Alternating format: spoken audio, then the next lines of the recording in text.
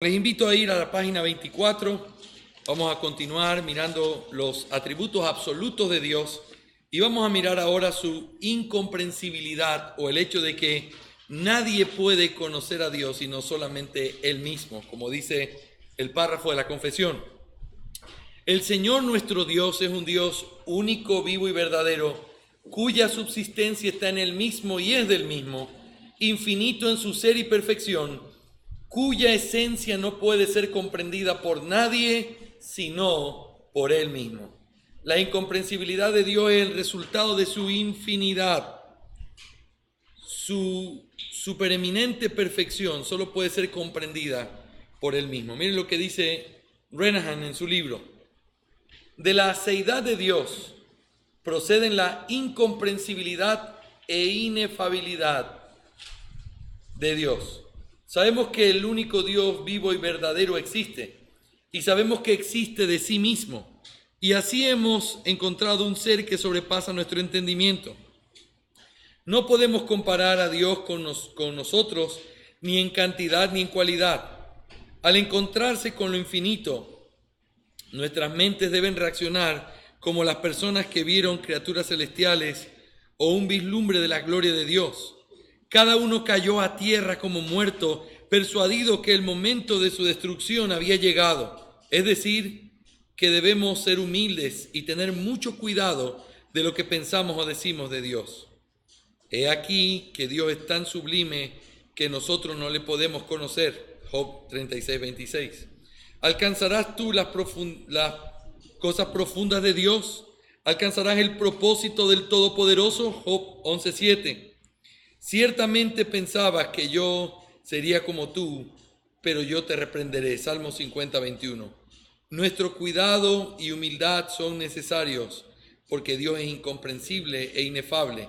No podemos contener a Dios ni en nuestras mentes ni en nuestras palabras. Bullinger también escribió lo siguiente: con respecto a Dios y a todas las cosas de Él y en Él, ni en la mente del hombre, ni es la mente del hombre capaz de comprender qué son, cuán grandes son o de qué clase son, ni puede la elocuencia de la boca del hombre expresarlas de una manera que corresponda a su majestad. Porque para pensar y hablar de la majestad de Dios, toda elocuencia es estupefacta o se queda estupefacta y la mente entera es insuficiente. Porque la majestad de Dios es mayor que la mente, ni puede la mente entender cuán grande es Dios. Porque si puede ser comprendido, es necesario que sea menor que la mente del hombre en que pueda ser comprendido. Y también la majestad de Dios es mayor que todas las palabras y no puede ser expresada, porque si puede ser expresada es menor que el habla del hombre con el cual puede ser contenida y comprendida. Pero todo pensamiento acerca de Dios será menor que Dios. Y toda expresión acerca de Dios, al ser comparada con Dios, será mucho menos que Dios. Porque en silencio podemos percibirlo parcialmente. Pero así como es imposible expresarlo. Porque si lo llamas luz, entonces nombras una criatura de Dios, pero no a Dios. Si lo llamas virtud, nombras su poder, pero no a Dios. Si lo llamas majestad, nombra su honor, pero no a Él mismo. ¿Y por qué prolongo el tiempo mencionando sus varios títulos? Declararé todo a la vez. Declara todo lo que pueda de Dios y aún así habrás nombrado algo de Él, pero no a Él mismo. Porque, ¿qué puedes pensar o decir acertadamente de Él, quien es mayor y más allá de toda razón y palabra? ¿Qué puedes concebir o percibir de Él, que es más alto que toda altura, más profundo que toda profundidad, más iluminante que toda luz, más clara que toda claridad, más brillante que todo brillo, más fuerte que toda fuerza, más virtuoso que toda virtud, más justo que toda justicia, más sabio que toda sabiduría, más libre que toda libertad, mejor que toda bondad, más benigno que toda benignidad? Porque cada virtud será menor que Él, que es Padre de toda virtud.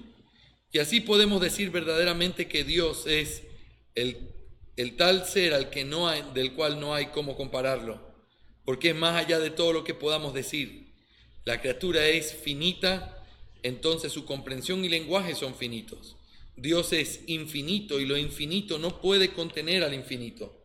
Será más fácil contener el mar en un dedal que a Dios en la mente y la boca del hombre.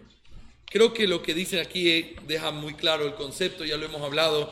La incomprensibilidad de Dios tiene que ver con el hecho de que nadie puede comprender a Dios sino solamente Él mismo. ¿Por qué? Porque nosotros estamos limitados. ¿Cómo puede lo finito entender lo infinito? ¿Cómo puede aquello que tiene límites explicar lo que no tiene límites?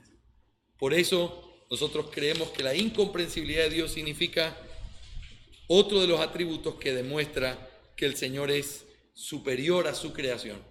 Finalmente, en cuarto lugar, y en esto vamos a invertir el tiempo que nos queda, hablamos de la simplicidad de Dios. Y es importante decir lo siguiente: decir simplicidad de Dios no es una ofensa hacia Dios, sino lo que se quiere decir básicamente con la palabra simplicidad es que Dios no está compuesto. Es algo que es simple, algo que es de una sola forma, no ha sido compuesto por dos que al unirse formaron a Dios. Dios es la forma más simple posible porque nada lo formó a Él.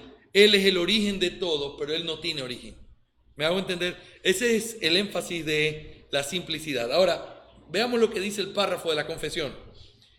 El Señor nuestro Dios es un Dios único, vivo y verdadero, cuya subsistencia está en Él mismo y es de Él mismo, infinito en su ser y perfección, cuya esencia no puede ser comprendida por nadie sino por Él mismo.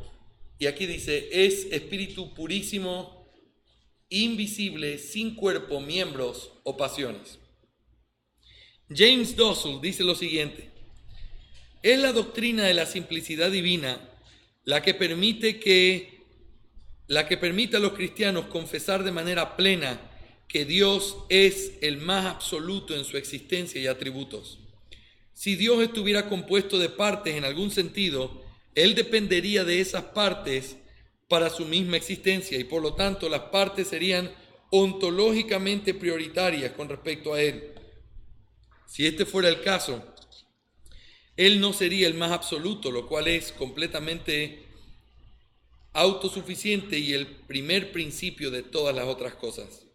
Y también Él dice, por lo tanto, solo si Dios es sin miembros, hace que Él sea el más absoluto. Este es el argumento que forma la tesis central de este volumen. La simplicidad es la condición ontológicamente suficiente para la condición de absoluto de Dios. Stephen Charnock dice, yo ya voy a explicar esto en un momento, solo quiero que tengan toda la idea. Dios es el ser más simple. Para aquel que es el primero en naturaleza, no habiendo nada más allá de eso, no puede por ningún medio pensarse que está compuesto, porque como sea que esto fuera, dependería sobre las partes de las cuales está compuesto. Y por esta razón no sería el primer ser. Pero ahora, Dios siendo infinitamente simple, no tiene nada en sí mismo que no sea Él mismo y por lo tanto no puede haber ningún cambio en Él, siendo Él su propia esencia y existencia. Tomás de Aquino dijo, toda composición es posterior a sus componentes. Por el hecho de que lo simple existe en sí mismo antes de que alguna cosa sea añadida a Él para la composición de un tercero. Pero nada está antes que el primero, por lo tanto, por el hecho de que Dios es el primer principio, Él no está compuesto. ¿Cuál es la idea de esto? Esta doctrina, les pido que presten muchísima atención porque quiero hacer algunas explicaciones importantes.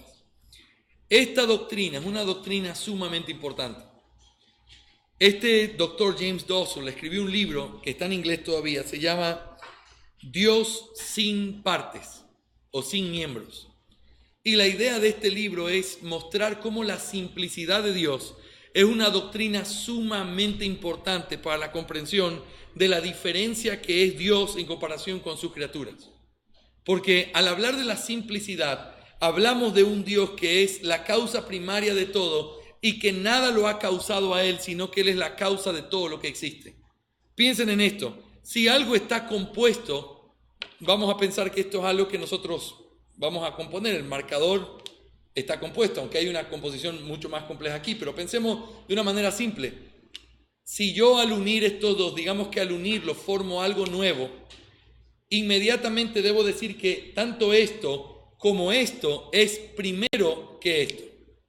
Porque esta es la consecuencia. El tener partes constituye algo que ha sido compuesto por esas partes. Dios no puede ser compuesto, porque si Dios estuviera compuesto, entonces Dios no sería la causa primaria. Dios sería una consecuencia de causa primaria. Dios necesariamente es esto. Es el elemento simple que origina todo lo que existe. Por lo tanto, Él no es originado por nada, pero Él es la causa de todo lo que tiene origen y sentido en la tierra. Por eso, cuando nosotros hablamos de la simplicidad, hablamos de cosas que son fundamentales, como por ejemplo, si Dios es simple, el tema aquí es, entonces Él es invisible. Lo que quiere decir invisible es espíritu, sin cuerpo, miembros o pasiones. Esa expresión que se encuentra ahí es una expresión que ha traído muchísimos conflictos. Hoy no tenemos el tiempo para hacerlo, realmente estamos casi cerrando porque necesitamos tiempo para poder pensar en estas ideas. Pero este tema del Dios sin pasiones es un tema que vamos a tener que analizarlo. ¿Por qué? Porque alguien puede decir, pero ¿qué quiere decir que Dios no tiene pasiones? ¿Significa que entonces Dios no tiene sentimientos? ¿Significa que Dios no ama? Pero la Biblia dice que Dios ama. ¿Y qué es esto de que Dios no tiene miembros o cuerpo? La Biblia no dice que Dios tiene manos, que Dios tiene ojos. ¿A qué se está refiriendo entonces? Si Dios tuviera manos, significa que Dios tuviera un cuerpo que fue compuesto de partes. Si Dios tuviera sentimientos, significa que, en el sentido de las pasiones, significa que Él tendría que ser compuesto por cosas o movido por cosas externo a Él. Por lo tanto, el principio que surge de la simplicidad es la inmutabilidad de Dios. Por el hecho de que Dios es simple, Él no cambia. Él es siempre el mismo. Y como Él es siempre el mismo, entonces nada lo puede afectar. Y si nada lo puede afectar, la expresión que utiliza aquí, la confesión de fe, Dios sin pasiones, es una expresión muy importante. Ahora, solo puedo decir, hermanos queridos, cerrando ya esta tarde, lo que puedo decir y lo que vamos a estudiar la próxima clase, tiene que ver con algo que ha sido un tema de debate muy complicado. Dios no tiene pasiones. Algunos prefieren a un Dios más romántico, más pasional, y entonces defienden sus posturas diciendo, pero es que yo veo a un Dios reaccionando con las cosas que el hombre hace. Vamos a pensar por un momento. Si Dios está completo en sí mismo, y si Dios es como es antes de la creación, con la creación y aún después de la creación, entonces tenemos que pensar, ¿qué son las pasiones? Las pasiones son las reacciones de algo que por causa de nosotros percibirlo provocan en nosotros algo que hacen un cambio. Cuando tú ves que alguien está golpeando a una mujer en la calle, esa percepción que tú tienes dice, eso está mal. Y eso que tú tienes comienza a sentir una molestia hacia lo que estás viendo. Y por causa de la molestia tú reaccionas. Piensen en esto. Si Dios tiene pasiones en ese sentido, entonces significa que Dios cambia. Porque significa que Dios está de una manera y de pronto ve que tú haces algo. Y al ver que tú haces algo, Él se entristece o se enoja o se emociona. Y si Él hace todo eso, significa que dentro de Él hay un cierto movimiento. Y si hay movimiento dentro de Él, significa que hay cambio. Y si hay cambio, como yo les dije hace un rato, entonces no hay esperanza. Porque si Dios cambia, entonces ¿sobre qué está puesta nuestra esperanza? ¿Cómo sabemos que mañana o dentro de 100 años Él no va a decir, ¿saben qué? Ya no voy a aceptar a Jesucristo, ahora cada uno tiene que morir por su propia culpa? ¿Cómo sabemos que eso no va a pasar? La respuesta que daríamos inmediatamente es, fácil, pastor, porque Dios no cambia. Si Dios no cambia, entonces inevitablemente significa que Él no reacciona a las cosas externas a Él como nosotros reaccionamos. Las pasiones son asuntos de hombres, así como el tener miembros o estar compuesto. Y por eso la confesión dice, Dios no tiene pasiones. No es que no tenga amor o no es que no tenga ira, pero Dios no puede ser afectado por nada externo a Él, porque si algo lo afecta, significa que Él cambia. Y si Él cambia, entonces ten cuidado cómo te portas, porque puede ser que por algo que hagas diga, ahora sí, mira, yo te he perdonado 1000 veces, pero esta vez ya no te voy a perdonar. ¿Se imaginan si eso fuera así? Significa entonces que aquí hay un tema importante que solo quiero ponerlo sobre la mesa para que ustedes lo piensen, pero la próxima clase nosotros vamos a tomar el tiempo de explicarlo con bastante detalle porque es un tema muy importante. Yo me comprometo la próxima clase a poder concluir completamente el capítulo 2 y por lo menos empezar el capítulo 3 para poder ir avanzando. No pretendo pasar por todos los capítulos, pero estos son los primeros capítulos, son muy importantes. Y por eso es importante que nosotros los entendamos. ¿Sí, mis hermanos? Muy bien. Vamos a dejar esto por aquí hoy. Ha sido suficiente. Esto reconozco que ha sido un poco más pesado que las clases anteriores, porque el tema que estamos estudiando es un tema mucho más complejo. Pero quiero que podamos concluir, hermanos, antes de que guarden sus cosas y comiencen a encender los carros. Lo que quiero decir es, hablemos un poco con respecto a ciertas preguntas del tema que hemos visto. ¿Tienen preguntas que quisieran que tratemos antes de poder cerrar el tema?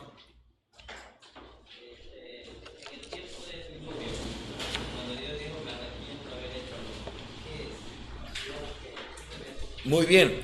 Eso es parte de lo que quiero explicarles con detalle la próxima vez, pero le voy a dar un adelanto de eso. No, es que es importantísimo. Acuérdense esto, en primer lugar, escuchen. En primer lugar, ¿Dios es igual a nosotros? Si ustedes tienen eso en mente, cada vez que ustedes leen un pasaje que hable de Dios, ustedes tienen que decir, espere, tengo que mantener, así como dijo Alex muy correctamente, manteniendo la distancia, pastor. Dio una ilustración con respecto a Dios y dijo, manteniendo la distancia. Así mismo, cuando uno lee ese pasaje, yo puedo entender eso de mi esposa, de mis hijos, de ustedes y de mí, de cualquier humano, se arrepintió, porque nosotros nos arrepentimos. Cambiamos de parecer, alguien hace o algo pasa y cambiamos lo que pensábamos. Ahora, pero cuando dice que Dios se arrepintió, ¿qué es lo primero que yo tengo que pensar? Dios no es como yo, ¿sí o no? Ahora, pero el texto lo dice. El texto lo dice. Déjeme adelantarle le prometo que no se va a arrepentir lo que voy a decir. Mire, exactamente, es un lenguaje comprensivo. Ahora, escuchen esto. ¿Cuándo nosotros podemos tomar pasajes para poder hablar de quién es Dios? Y cuándo hay pasajes que simplemente tenemos que decir, como dijo Stalin, es un lenguaje que nos trata de explicar algo para que nosotros entendamos. Entonces ahí es donde vienen los principios hermenéuticos que son fundamentales. Escuchen este principio hermenéutico. La próxima clase se lo voy a dar escrito. Solo escúchenlo. Cuando Dios habla de su naturaleza, nosotros tenemos que escuchar y tomar eso como una descripción de su naturaleza. Pero cuando Dios habla de lo que Él hace o de sus obras, tenemos que saber que muchas veces lo que Dios utiliza es un lenguaje acomodado para que nosotros podamos entender algo de Él. Es decir, nadie tiene problema cuando dice Dios te sostiene de su mano derecha, ¿sí o no? Nadie tiene problema en decir, evidentemente Dios no tiene mano. Entonces, ¿qué significa eso? ¿Qué significa eso?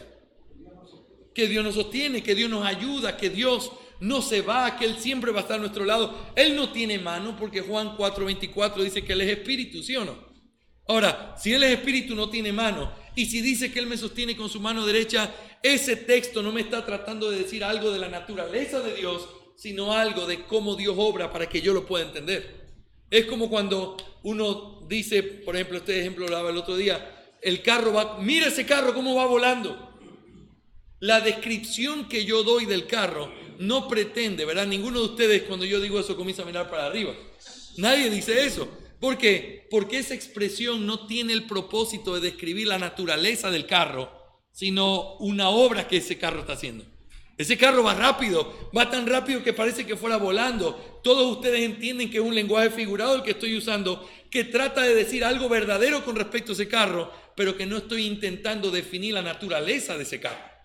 ¿Me hago entender? Cuando la Biblia dice que Dios miró a la tierra, está tratando de decirnos algo con respecto a Dios, pero no está tratando de describirnos la naturaleza de Dios, como que si Dios tuviera ojos para vernos. Ahora, cuando dice o la Biblia enseña que Dios tiene ciertos rasgos humanos o comportamiento humano, se tiene que aplicar el mismo principio hermenéutico de cuerpo, mano, espalda, ojos. Es decir, se está tratando de usar a través de eso algo de lo que Dios está haciendo, que no pretende describir su naturaleza, sino que está tratando de decirnos algo con respecto a su obra.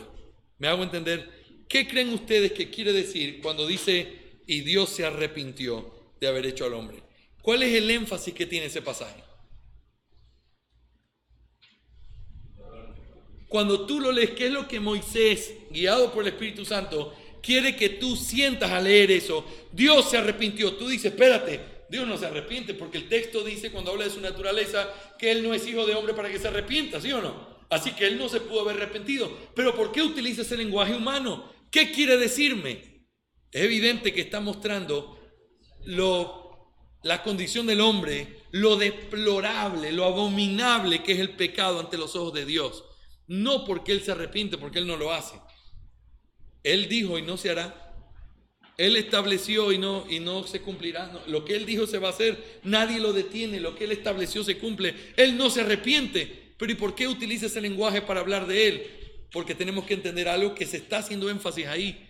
Él no tiene cuerpo. Pero ¿y por qué dice que tiene una espalda?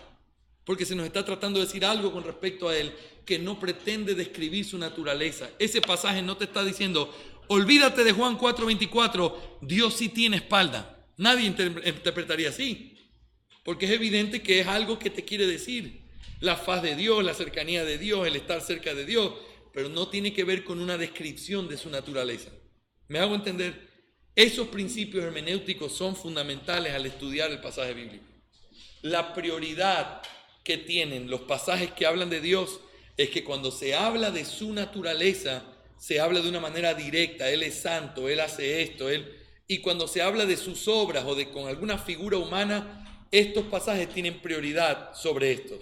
Si dice, Él no es hombre para que se arrepienta, te está mostrando su naturaleza. Y si te dice, y se arrepintió Dios, es evidente que en esa obra se te está queriendo decir algo que no está contradiciendo esto.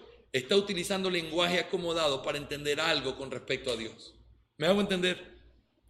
Ahora, eso lo vamos a mirar la clase que viene. Solo quería darles un flash, un aperitivo. Pero la hermenéutica es importantísima. Porque la hermenéutica es lo que hace la diferencia entre alguien que entiende correctamente el texto y alguien que no lo entiende. Algo tiene que querer decir Génesis ahí. Lo que sí sabemos es que no puede estar diciendo que Dios se arrepiente, porque claramente el texto bíblico dice que Él no lo hace. ¿Me hago entender? Si no, engáñenme, pero... Una de las cosas que nos quedan claras hoy es que Dios no es igual a su creación, ¿sí? Pero hay un verso también en Génesis, en la creación, dice que Dios nos hizo su imagen y semejanza. Entonces, ¿de qué está hablando Génesis cuando habla que nos hizo a su semejanza? Sí, bueno, que nosotros hemos recibido de parte de Dios cosas que Él quiso comunicarnos, que Él las tiene y que quiso a nosotros hacernos partícipe de eso, como voluntad, intelecto, nuestra parte de comunicarnos, relacionarnos, nuestro trabajo, todo ese tipo de cosas son cosas que pertenecen a Dios y Dios las comunicó. Cuando hablamos de que Dios es diferente a su creación, estamos hablando no de cantidad, es decir, no es que Dios es 1.000.000 y los hombres son 3. No estamos hablando de eso. Estamos hablando de que Dios y el hombre no están en la misma categoría. Eso es básicamente la idea. Dios está aquí, Él es el creador, Él es autosuficiente, infinito, incomprensible. El hombre está en otra categoría, finito, necesitado. No están en el mismo lugar. Sin embargo, lo que Dios ha hecho con el hombre es que le ha comunicado cosas que reflejan a Dios, pero que de ninguna manera lo ponen en la misma categoría. ¿Me hago entender? Igual está dentro del contexto de la creación de Dios. O sea, que son cosas creadas, el único ser que tiene un espíritu parecido, obviamente el espíritu de Dios supremo. Dentro del contexto de la creación. Sí, bueno, lo que está describiendo es que Dios decidió darle al hombre algo que nadie más tiene. Por eso le dio su imagen y semejanza. Pero su imagen y semejanza hace que nosotros reflejemos a Dios. No nos hace iguales a Dios, sino nos hace reflejos de algo que Él es, pero que de ninguna manera nos pone en la misma categoría. El creador está aquí y la criatura está acá. Hay en esencia, son dos esencias completamente distintas. Nadie es como Él, hay muchos que son como nosotros. Valdría la comparación entre el sol y la luna, que la luna sería el reflejo de la luz del sol. Siempre con la debida distancia. ¿Por qué? Porque el sol y la luna siguen siendo de la misma categoría. Son cuerpos celestes. Y aunque tienen diferentes funciones y cosas, siguen estando dentro del mismo esquema. Son creación. Cuando tú comparas a Dios, Dios no tiene nada que ver con el resto de su creación. Él está fuera de la creación. La palabra cuando dice que Él es santo, el concepto de santo es separado. Él no es parte de esto, Él es completamente distinto. Entonces, esa separación es lo que tiene que quedar claro en nuestra mente. Tanto para adorarle, pero también en segundo lugar, cuando nosotros interpretamos lo que Dios dice. Porque dice, y Dios dijo tal cosa, o Dios sintió tal cosa, o Dios tiene tal otra cosa. Nuestro pensamiento tiene que ser, Él no es como yo. Él no es como yo. Él es sublime, infinito, diferente. Y si Él suena como yo, es porque Él lo está diciendo de una forma en que yo lo pueda entender. Pero Él no es como yo. Si ustedes mantienen eso en la mente, ustedes van a poder tener una hermenéutica correcta. Hay que hacerle caso.